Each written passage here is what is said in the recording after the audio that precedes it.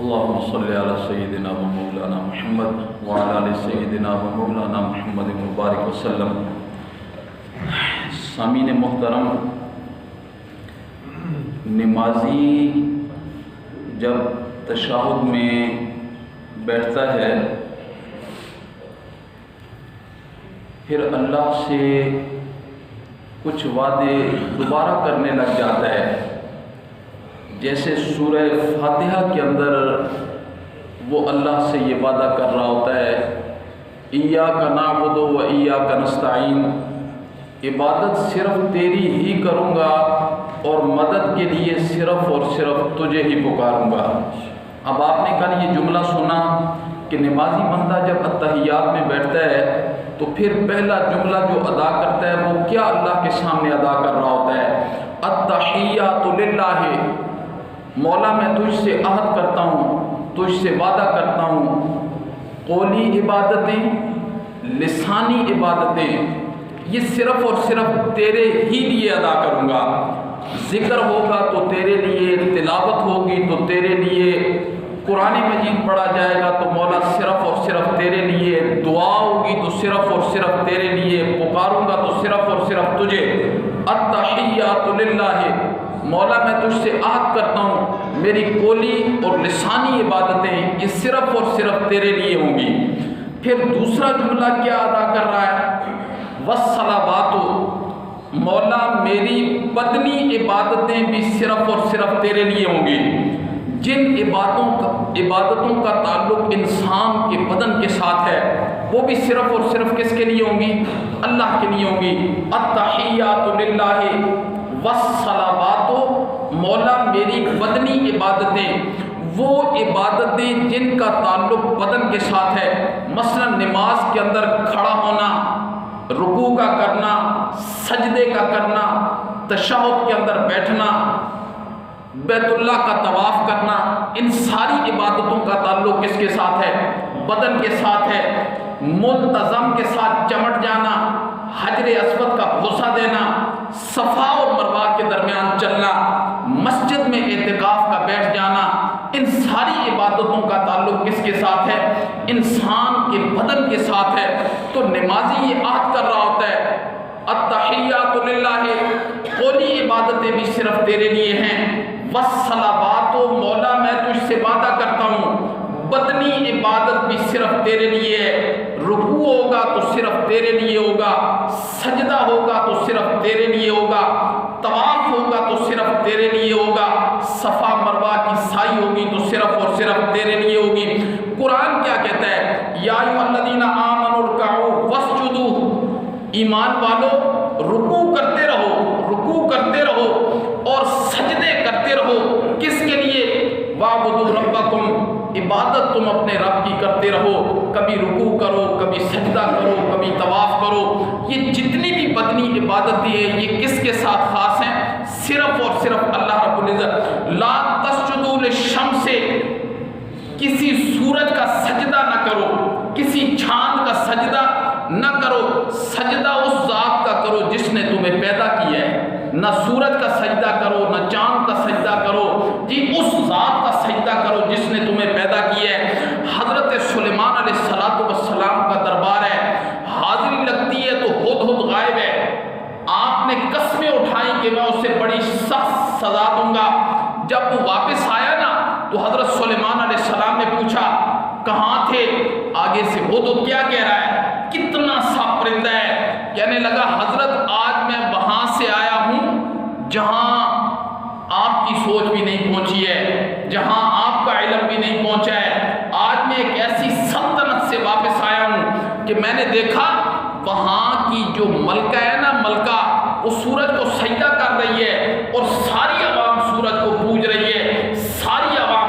تو پھر بڑی زبردست اس ہدہد نے تقریر کرتے کرتے قرآن نے بڑی تفصیل کے ساتھ اس تقریر کو ذکر کیا ہے۔ آخر میں وہ کہنے لگا کہ وہ اس ذات کا سجدہ کیوں نہیں کرتے جو چھپی ہوئی چیزوں کو زمین سے ظاہر کر دیتا ہے، اس ذات کا سجدہ کیوں نہیں کرتے؟ یہ ہدہد کہہ رہا ہے۔ اتنی بات اسے بھی سمجھ آ گئی ہے ہدہد کو کہ سجدہ اور عبادت کس کی کرنی چاہیے؟ صرف اور صرف اللہ کی کرنی چاہیے۔ ہدہد کہنے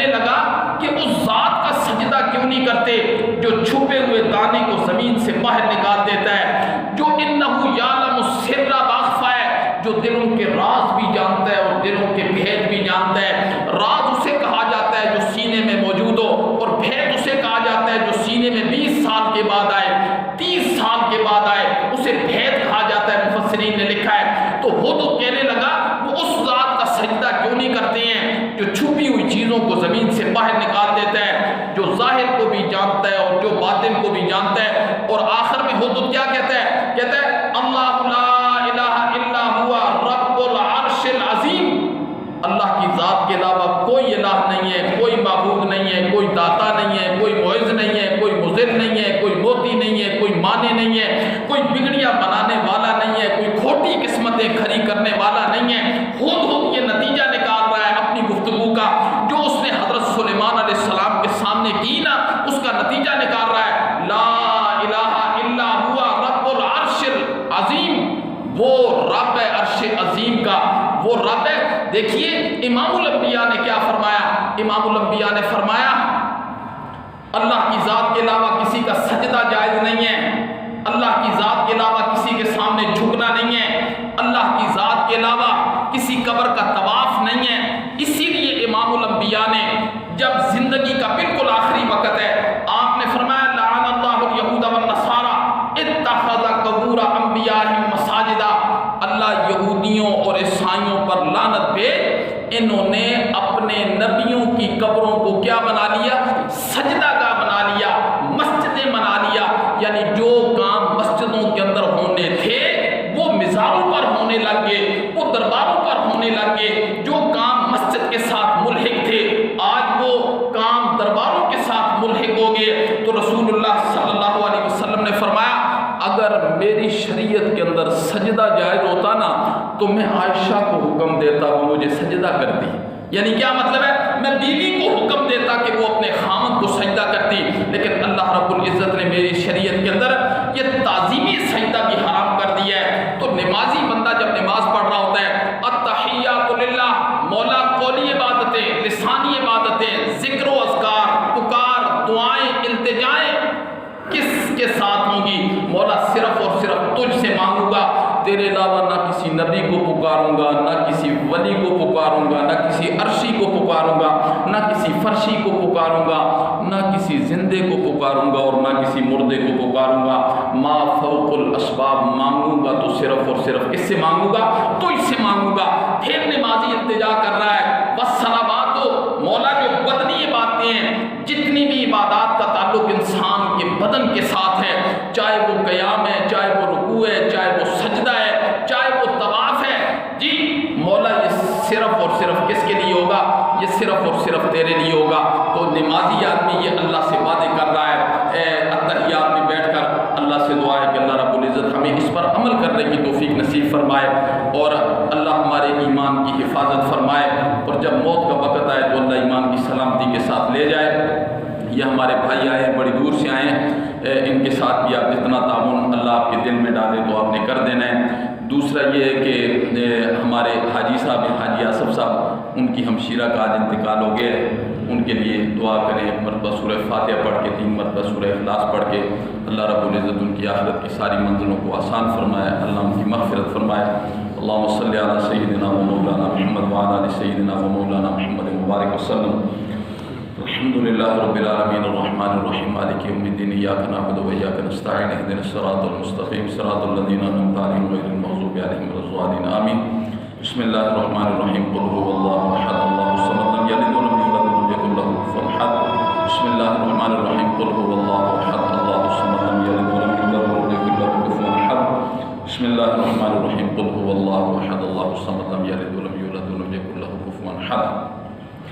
اللهم اغفر لحينا وميتنا وشاهدنا وغائبنا وصغيرنا وكبيرنا وذكرنا وانثانا، اللهم من احييته منا فاحيه على الاسلام ومن توفيته منا فتوفه على الايمان، اللهم انت ربي لا اله الا انت عليك توكلت وانت رب العرش الكريم، ما شاء الله كان وما لم يشاء لم يكن، لا حول ولا قوة الا بالله العلي العظيم۔ اعلم ان الله على كل شيء قدير وان الله قد احاط بكل شيء علما، اللهم اعوذ بك من شر نفسي ومن شر كل دابة انت آخذ بناصيتها، ان ربي على صراط مستقيم، صلى الله تعالى على خير خلق محمد وعلى اله وصحبه اجمعين برحمته۔ اللہ سب کا بیٹھنا سننا